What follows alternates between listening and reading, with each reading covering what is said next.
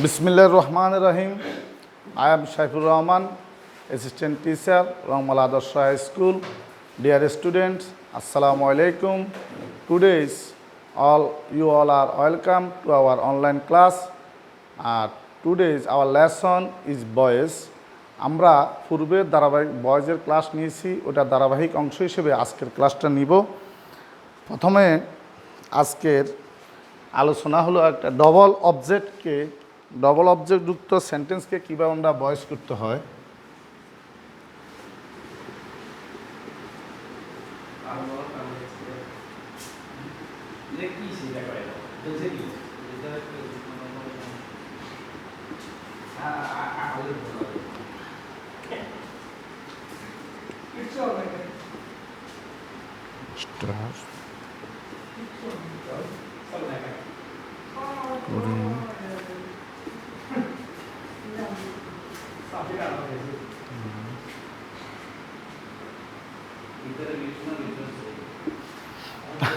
Look at the board. আমি কি লিখছি? ডবল অবজেক্ট যুক্ত সেন্টেন্স। যেসব অ্যাক্টিভ ভয়েসে ডবল অবজেক্ট থাকে ওই অ্যাক্টিভ ভয়েসকে কীভাবে প্যাসিভ করতে হয়। আমি এখানে লিখলাম মিস্টার করিম টিচেস আস ইংলিশ। এখানে দুইটি অবজেক্ট, একটি হলো আস আর একটি হলো ইংলিশ। আমরা প্যাসিভ করার সময় যে কোনো একটা অবজেক্টকে সাবজেক্ট বানিয়ে নেব। নিলাম ইংলিশ, তারপর আমরা আমাদের প্রাথমিক যে রুলটা আলোচনা করছিলাম ওটা অনুসারে আমরা লিখতে থাকবো। অবজেক্ট সাবজেক্ট হলো, তারপরে এটা হলো তোমার প্রেজেন্ট ইনডিফিনিট টেন্স। তাহলে আমরা এখানে লিখবো কি ইজ, ভার্বের পাস্ট পার্টিসিপল, টট, অতিরিক্ত অবজেক্ট বা অন্যান্য অংশ থাকলে বসবে আস, সবশেষে বাই যোগে সাবজেক্ট অবজেক্ট হয়ে যাবে মিস্টার করিম।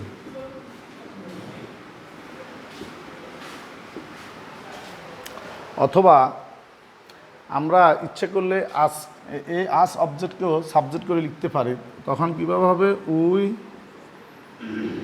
আর টট ইংলিশ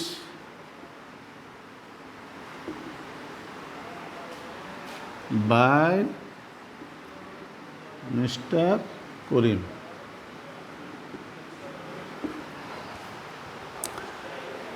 এর পরবর্তীতে আমরা আলোচনা করব রেফ্লেক্সিভ প্রনাউন যুক্ত অ্যাক্টিভ ভয়েসকে কীভাবে অ্যাক্টিভ থেকে প্যাসিভ করতে হয়।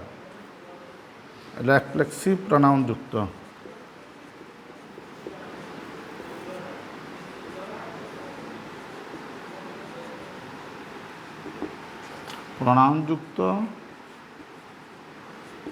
সেন্টেন্স।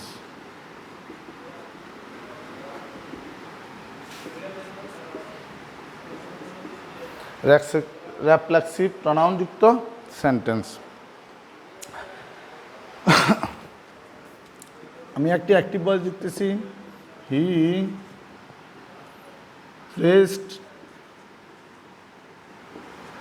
Pressed himself. এখানে যে সাবজেক্ট সে নিজে আবার অবজেক্ট, হিমসেলফ। এ ধরনের প্রনাউনগুলোকে আমরা রেফ্লেক্সিভ প্রনাউন বলে থাকি। একইভাবে আমাদেরকে আগের মতোই চিন্তা করতে হবে, এটা আমাদের কন্টেন্স ফার্স্ট ইনডিফিনিট টেন্স। আমার অবজেক্ট হলো কি হিমসেলফ, সাবজেক্ট হলো হি। এক্ষেত্রে আমরা যে সাবজেক্ট ওই সাবজেক্টকে আবার প্যাসিভের সাবজেক্ট হিসেবে রেখে দেব। এটা একটা ব্যতিক্রম। হি ওয়াজ প্রেসড বাই হিমসেলফ। এখানে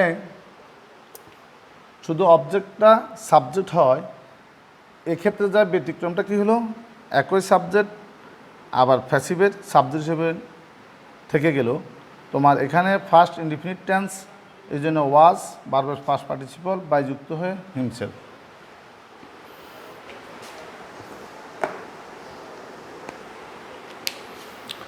next রুলে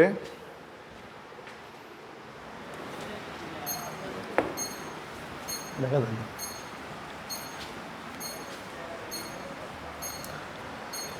Next rule, possessive verb. Possessive verb.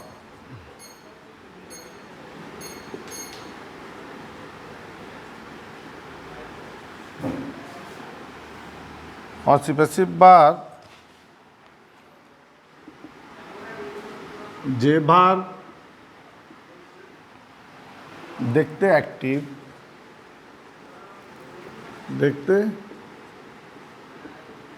Active, কিন্তু অর্থের দিক দিয়ে প্যাসিভ।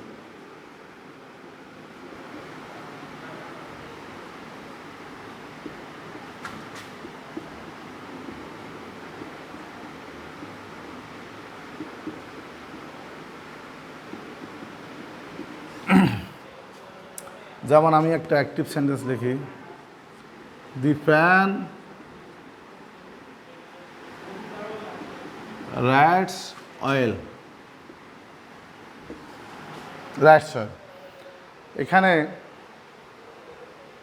রাইট শব্দের রাইটস ভার্বটা অ্যাক্টিভ ভার্ব, কিন্তু সেন্টেন্সে প্রয়োগের কারণে ফ্যান সাধারণত অবজেক্ট হিসেবে ব্যবহৃত হয়, তো এখানে আমরা ফ্যানটা সাবজেক্ট হিসেবে ব্যবহৃত হওয়ার কারণে এটা প্যাসিভের অর্থ প্রকাশ করে। এ ধরনের সেন্টেন্সকে আমরা কিভাবে প্যাসিভ ভয়েস করব? আমরা প্রথমে সাবজেক্টটা লিখব দি ফ্যান,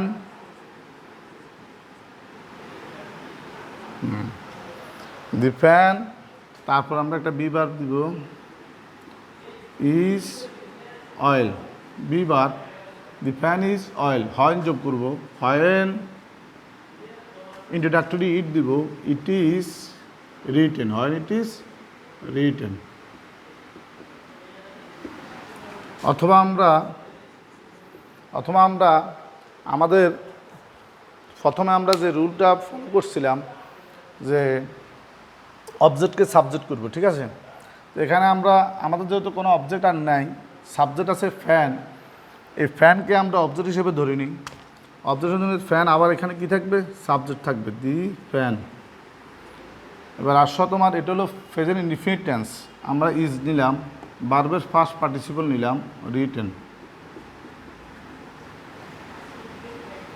এভাবে আমরা করতে পারি, দুইভাবে করা যায়। The fan is written oil.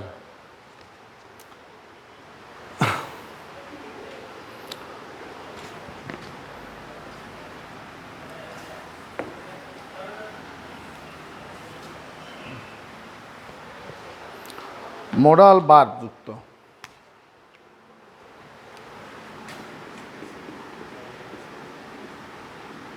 Modal verb যুক্ত, মোডাল ভার্ব যুক্ত সেন্টেন্স। আমরা পূর্বেই মোডাল ভার্ব সম্পর্কে শিখেছি বা জেনেছি। মোডাল ভার্বযুক্ত মোডাল কারা? Modal can, could, may, might, will, would, এগুলো সব মোডাল ভার্ব। এই ভার্বযুক্ত সেন্টেন্সগুলোকে কীভাবে আমরা অ্যাক্টিভ থেকে প্যাসিভ করব? Active, I may help you, passive. এলো মোডাল, এলো আমার মূল ভার্ব, প্রিন্সিপাল ভার্ব, এলো আমার অবজেক্ট ইউ। মোডাল ভার্বে শুধু মোডালের পরে বি বসবে। ইউ মে বি হেল্পড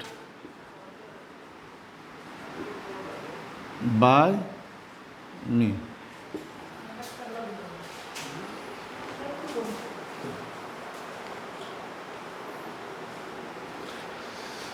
আর আসো আমি আরেকটা সেন্টেন্স লিখতেছি, দে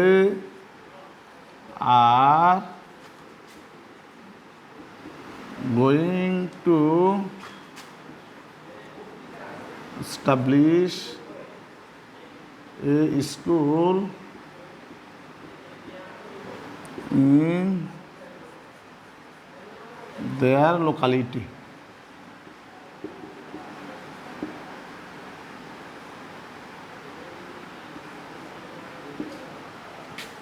passive. They are going to, এটা একটা মডাল হিসেবে আমরা দেখতে হবে। Going to establish a school in their locality, is going to, am going to, are going to, এ ধরনের ব্যবহার হলে আমরা এগুলোকে মডাল হিসেবে ধরে নিব। তাহলে আমরা কীভাবে করব? আমরা প্রথমে অবজেক্টটা খুঁজে বের করব, এ স্কুল, এ স্কুল। তো এখানে স্কুলের সাথে ইজ হবে সাধারণত, is going to be established.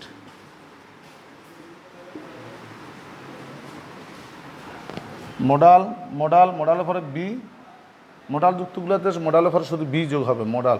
তারপর ভার্বের ফার্স্ট পার্টিসিপল, তারপর তোমার অতিরিক্ত অংশ in their locality by them.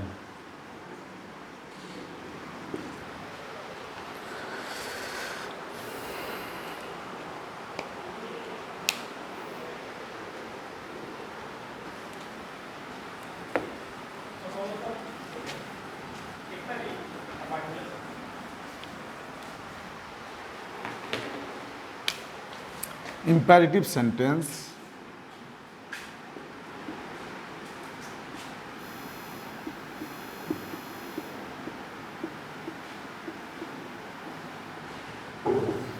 Imperative সেন্টেন্সগুলোকে কীভাবে আমরা অ্যাক্টিভ ভয়েস থেকে প্যাসিভ ভয়েসে নেব। ইম্পারেটিভ সেন্টেন্সের টু টাইপস, লেট ছাড়া এবং লেট যুক্ত। প্রথমে আমি লেট ছাড়াগুলো আলোচনা করব। লেট ছাড়া, অ্যাক্টিভ। ডু দ্য সাম,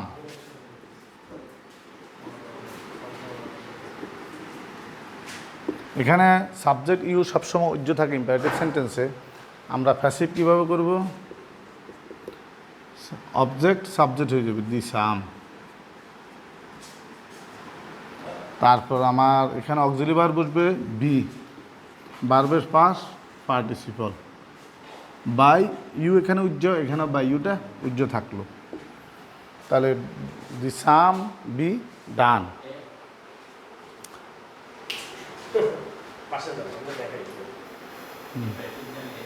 হ্যাঁ, ও আমরা লেট দিয়ে শুরু করবো। Let the sum be done. ঠিক আছে, এবার আরেকটা অ্যাক্টিভ লিখি,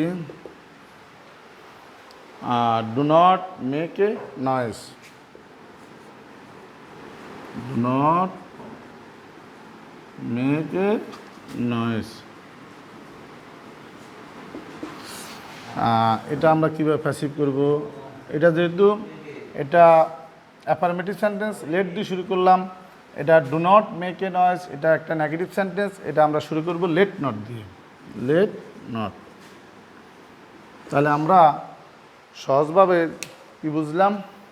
যদি লেট ছাড়া সেন্টেন্স ইম্পারেটিভ সেন্টেন্স হয়, যদি এটা অ্যাফার্মেটিভ হয় লেট দিলাম, তারপর অবজেক্টকে কী করলাম? সাবজেক্ট, তারপর অক্সিলারি ভার্ব বি ব্যবহার করলাম, ডান, ভার্বের ফার্স্ট পার্টিসিপল। আর নেগেটিভ হলে let not. Let not a noise be made.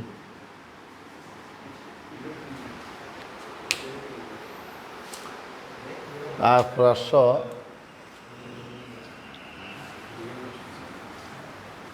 Late যুক্ত সেন্টেন্স, লেট যুক্ত।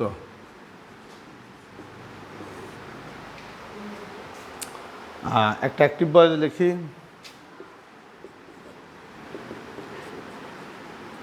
let him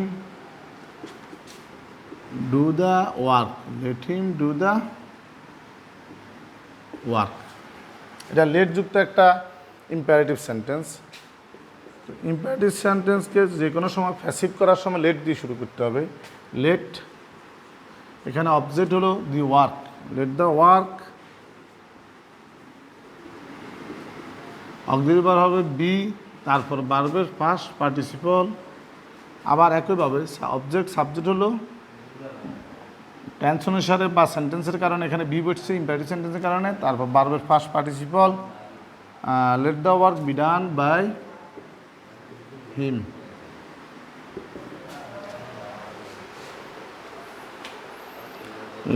late him do the work. আচ্ছা, এবার আসো, ইম্পারেটিভ সেন্টেন্সে অনেক সময় প্লিজ এবং কাইন্ডলি যুক্ত সেন্টেন্স থাকে। প্লিজ অথবা কাইন্ডলি যুক্ত ইম্পারেটিভ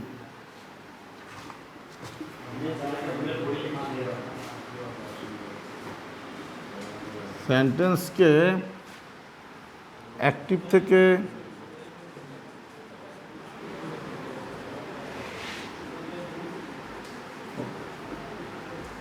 প্যাসিভ ভয়েস করতে you are requested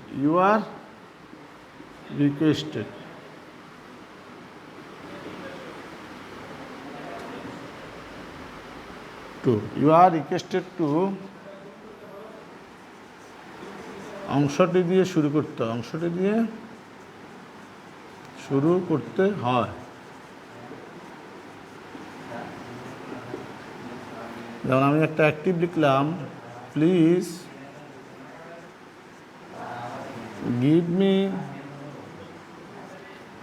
A fan. আমার প্যাসিভ কীভাবে হবে? প্লিজের জন্য ইউ আর রিকোয়েস্টেড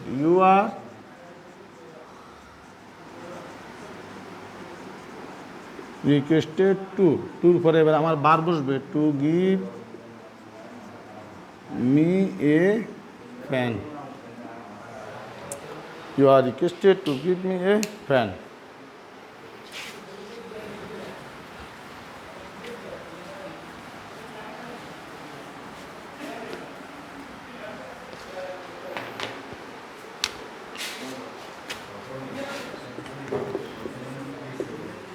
শেষ নেই, ডাইরেক্ট অবজেক্ট যুক্ত ইম্পারেটিভ।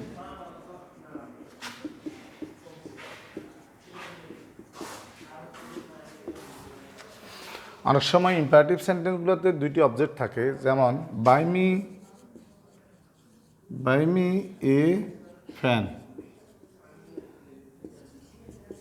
এখানে আমার ইম্পারেটিভ সেন্টেন্স দুটি অবজেক্ট থাকে। এক্ষেত্রে আমরা শুধু ব্যক্তিবাচক না, যেটা এটা হলো ব্যক্তিবাচক বা ডাইরেক্ট বলা হয়, আমরা ইনডাইরেক্ট অবজেক্টটাকে ভয়েস করার জন্য সাবজেক্ট হিসেবে নিয়ে আসবো। লেট এ ফ্যান বি বট। তারপর আমরা ফর যোগে ডাইরেক্ট